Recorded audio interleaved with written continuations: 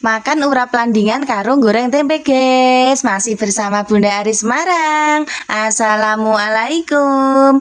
Pagi ini aku ngencuke sego dulu. Sehabis ngencuke sego tak lanjut mengupas tempe. Tempe godhong gedang ceritane guys. Terus tak jret-jret kayak mengkene nek wis disambi-sambi guys. Disambi godhog landingan iki mau kayak ngene. Nek wis umup sak umupan ae aja suwe-suwe ya guys. Lah iki wis sak umupan.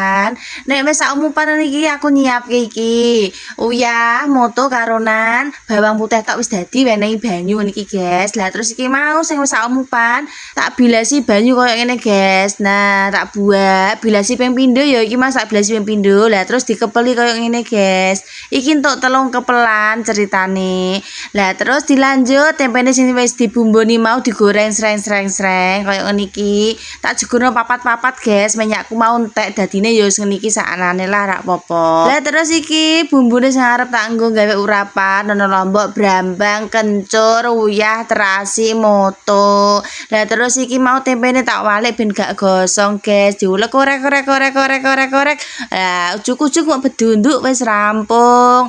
Nek wis rampung koyo niki tak entas tempe sik ben rak gosong ya. Cemplungke meneh tempene. Pokoke disambi-sambi nek masak koyo niki ya guys. Lah iki mau ana wak panggang sing tak worke ngekus kedang iki mau apa lomboke tak ulek. Lah terus iki cikalane nom tak puarut orok dadi sambi meneh tempene dintas bar kuwi diresiki sik. Nek masak niki diresiki seneng lho guys.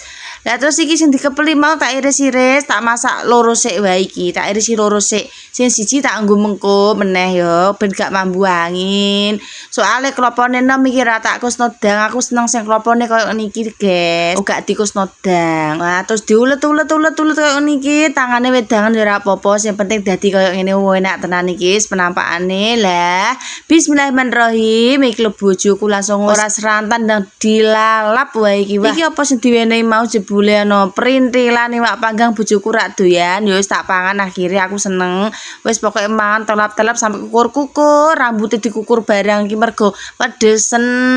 Tuambah meneh ayo, tuambah terus balapan pokoke entekke iki rak apa-apa. Engko tak gaweke neh mengko sore wis sampai umbele do meler. Banjur jiko ngombe sik, bojoku wis pedesen ben diombe sik ya guys ya. Wis ngono wae video toko aku ya guys. Ditunggu video selanjutnya. Bye bye.